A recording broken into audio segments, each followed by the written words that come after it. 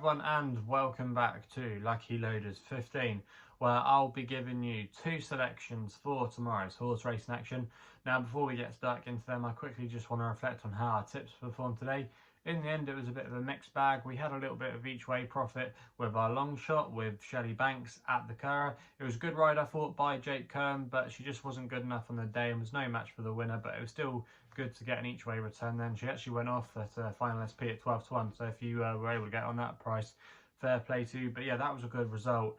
The Nap favourite Moon had every chance to win, I think, today at Goodwood. Ran a good race, but just bumped into Torcello, who had everything in his favour today. And sometimes he can pop up at big prices, especially when he has conditions in his favour. So I don't think it was a bad run by favourite Moon at all. You know, he couldn't have done much more. But yeah, in the end, he just bumped into a well handicapped sort on the day, and is probably one to maybe keep on side moving forward. Maybe something like the November handicap at Doncaster in a few weeks' time could be up his street. So maybe one to keep on side for future reference there, favourite Moon, if he pops up again later on this season. So yeah, not a bad run from him, but obviously not the result we were hoping for.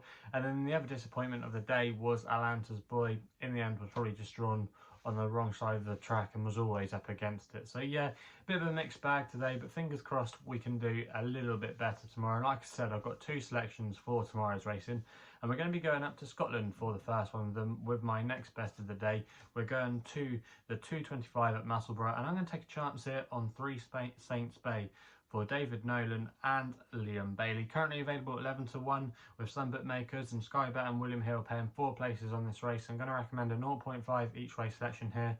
Now this horse, 3 Saints Bay, is starting to become really well handicapped now. He's been, to be fair, well handicapped for quite a while, but he's now dropped down to a mark of 74, which is £19 below his last win. And his last win, in fact, actually came over this course and distance. Now, like I say, he has been dropping down the weights over the last couple of years, but I think his latest effort over this course and distance, when we last saw him finishing in 3rd place last month, is actually one of his better efforts. It's definitely his best effort, you have to say, since joining Liam Bailey's yard, and that form of that race has actually worked out okay. The 2nd place horse, Oso Rapido, he's been in good form this season, and he went on to boost that form. I think he won at Pontefract on his next start, and he ran okay in a big handicap at York. You had the 4th place horse as well come out and run okay since. So it didn't look a bad race for the time, and this is going to be the first time for quite a while. I think it could be the first time ever in his career that 3 Saints Bay has dropped back to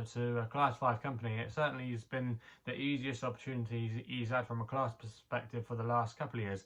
And I think he's got a good chance in this race tomorrow. He doesn't mind soft ground. That normally brings out the best in him. And also as well, he's got not a bad draw tomorrow if he wants to go to the front. He's drawn in stall 6. There's a bigger field than usual for these 7 furlong races. Sometimes you can just get 8 or 9 runners, but it's a double figure field tomorrow, so he might be able to get to the front or at least be in a handy position. And I just think if he's ever going to find the winning spark, it could be tomorrow, back down into this lesser company. And even though Liam Bailey isn't the most prestigious of names, he knows what he's doing.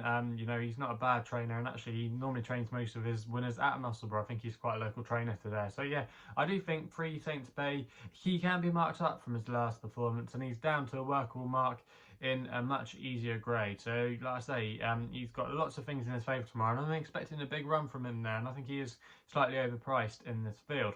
We then move to my nap of the day in the evening action at Kempton in the 8 o'clock, where we go to the all-weather here. And I thought Pearl Bay was an interesting contender for David Probert and Henry Candy. Currently available at 9-2 with the majority of firms. I'm going to recommend a 1-point win bet here. Now this horse, Pearl Bay, I thought she made an encouraging start to handicaps when she finished at 3rd at Sandown, and arguably that day she was a little bit unlucky. She had 1 or 2 excuses. She encountered a couple of traffic problems, but she still ran very well. Don't think that was a bad race at all for the grade, and she's going to be running off the same mark tomorrow, off a mark of 90. And also a positive tomorrow is David Probert, now back in the saddle. Now David Probert obviously has been having an amazing season. You know, been getting lots of good opportunities, and I think it's his most winners ever in his season, in fact. But yeah, he's going to be a positive tomorrow, because the only time he rode this horse is when she won at Salisbury. She was a surprise winner that day but he hasn't been back aboard since, so that's definitely a positive tomorrow. She's got a good draw as well and still too.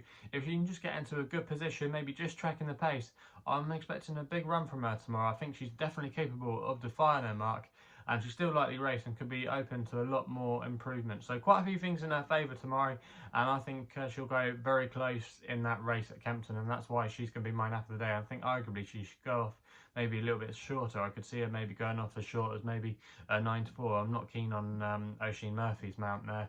Fred Walker, she could be a little bit free, and her mind might not necessarily be on the job. But I think Pearl Bay, from what I've seen from her so far, I have been pleased with her, and I think she's definitely capable of defying a mark of 70. So they're the two selections for tomorrow's racing. Let me know in the comments box below what you'll be backing tomorrow. Also as well, if you're still enjoying these videos, remember to subscribe here to my YouTube channel at LuckyLoaders15, and also as well hit the thumbs up button. Also as well, if you want to follow me on social media, Twitter is the place to do so, where my handle is at LuckyLoader15.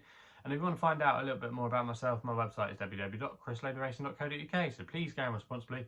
Hopefully we can have some wins for you guys tomorrow, and we'll be seeing you soon.